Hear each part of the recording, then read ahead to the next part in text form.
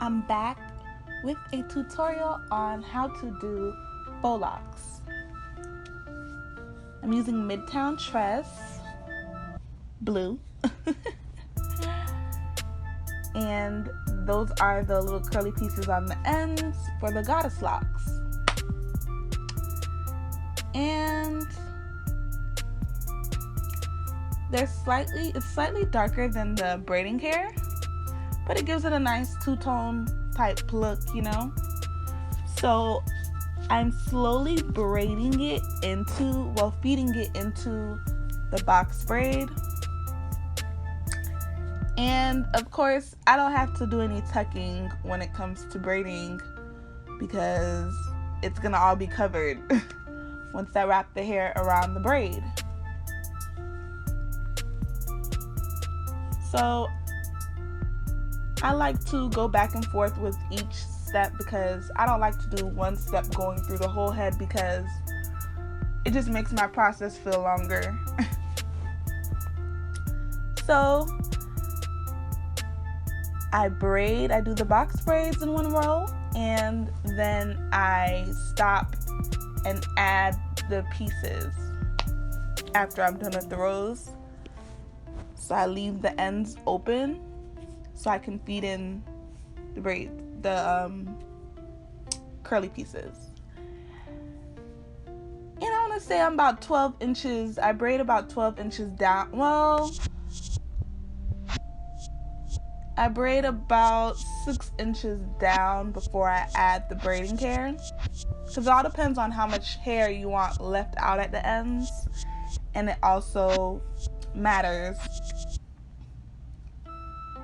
how long it is too. So make sure the braiding hair is long enough to the length that the person wants, and the curly hair is long enough to the length so it can be feeded in to where it needs to be feeded in at, so that it's long enough on the ends.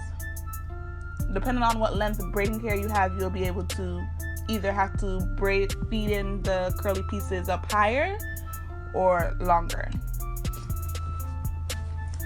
Okay, now I am parting the last row. That's always the best feeling. The last row of the first step, which is braiding the foundation for the lock. And I'm adding some jam to her edges to give it a more smoother, a more neat look. And we're using expression pre-stretched hair. For a style like this, I wouldn't normally use pre-stretched, but it actually worked out pretty fine because that was the only thing they had in that royal blue type color. So you got to work with what you see, what you got. So you see exactly where I start to feed in the curly ends. Doesn't have to be perfect. Remember, you are wrapping hair around it and it is not going to be showing at all. That's why this is a perfect style for you to change your hair color. You don't have to worry about your hair color showing through. Because who wants pink or red hair with their showing through their blue? Not cute. That's when we would start to tuck to hide her hair color. But like I said, it's not needed.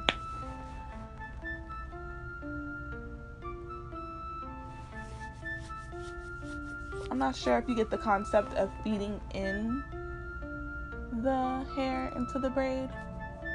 But like I said, it doesn't have to be perfect. Just keep trying until you get it. Super easy, I promise.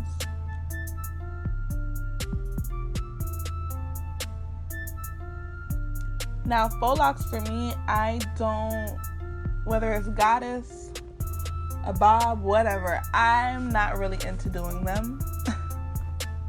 But for my clients, I do them if they ask, because that process is too long. Way too long. I was more than happy to do it for her because she has both her sides and the back of her head shaved. Perfect. And it still took me a long time. It's like you're doing the hair twice. I just personally don't have the patience to do it. Especially not on a full head. So my clients with a full head would have probably got a no. But look, I got the back done. I have so many more to go.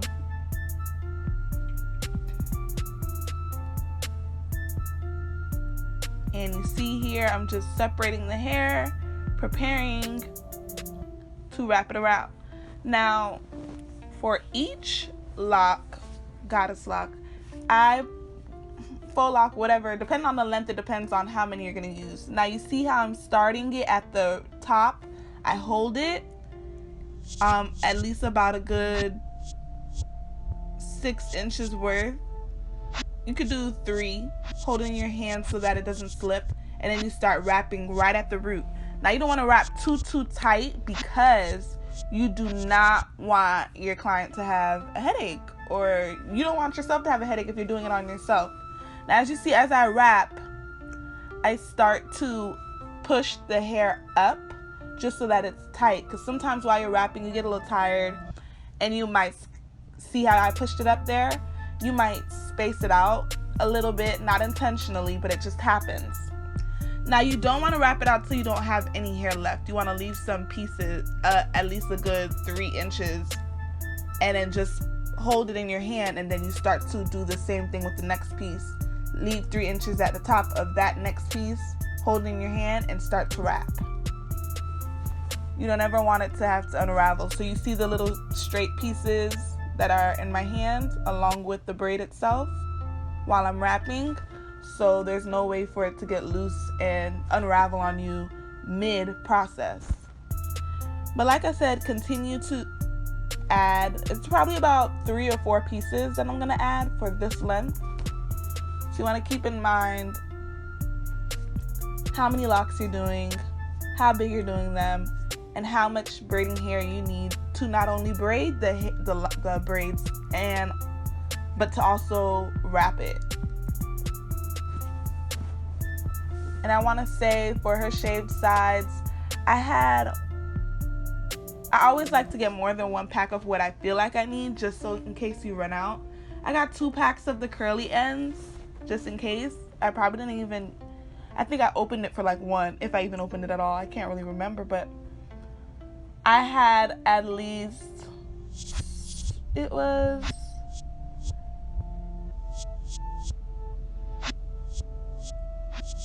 3 packs of the braiding hair, because they each had 3 packs in it.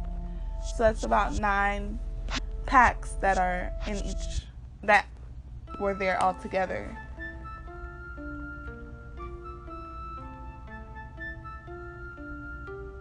Nine or 12, I cannot remember. So I either had 3 or 4 packs. Again, I say always get more than what you think you need.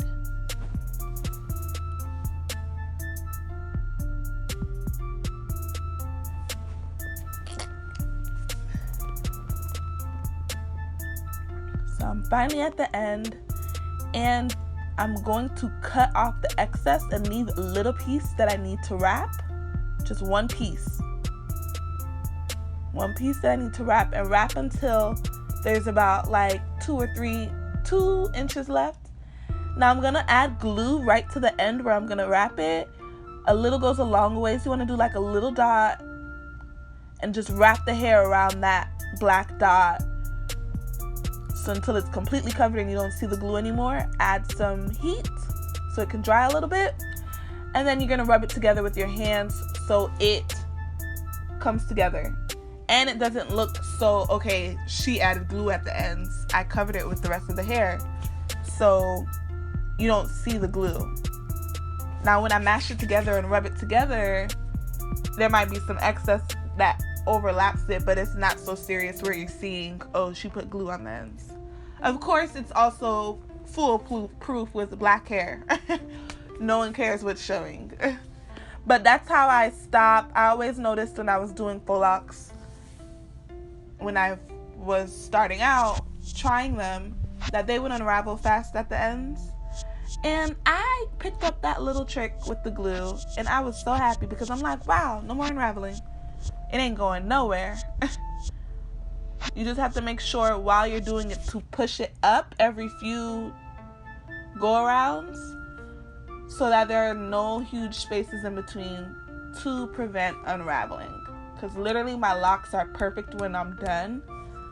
All you have to worry about is any unraveling, which will happen over time, but it should have happened day of or next day or within a week. It should be like, oh, I've had these in for 3 weeks and one of them is starting to unravel because I'm so rough with them, or they've just been in there for 3 weeks.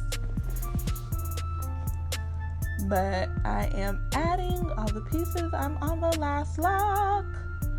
I'd be so happy when I'm on that last piece. Ooh, the joy that goes through my soul when I'm almost done with that hair. Listen, I don't think y'all understand unless you do hair.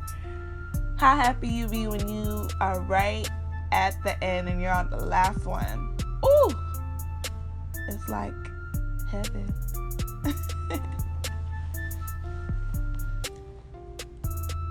Wrapping until you see the little piece I have left.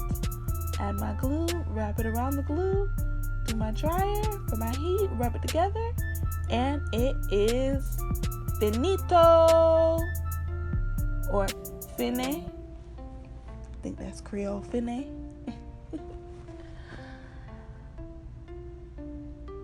I absolutely love this blue. This blue is just, ooh. And that month, everybody was coming to me with blue hair. I don't know what it is.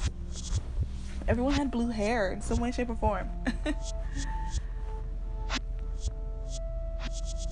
I absolutely love it. Super duper cute.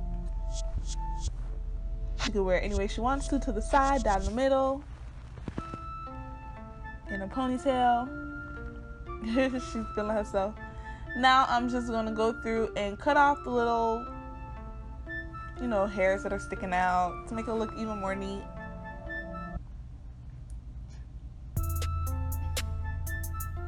Now I usually use kinky hair, like, braiding, Marley hair to wrap for the locks, like regular faux locks, just to give it more of a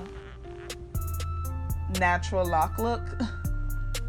But this is my first time using just regular Kanekalon braiding hair for locks, because I know that's what they use for Goddess Locs, and I think I like it better for sure. It's not too big and bulky. It's neater. I mean, they're faux locks. They don't have to be perfect. They're coming out eventually, not permanent. I am just loving this blue. She loved her hair. I just love how it matched her mask. Anyways, thanks for watching, guys. I hope you enjoyed this tutorial and I hope it was helpful. Until next time, bye.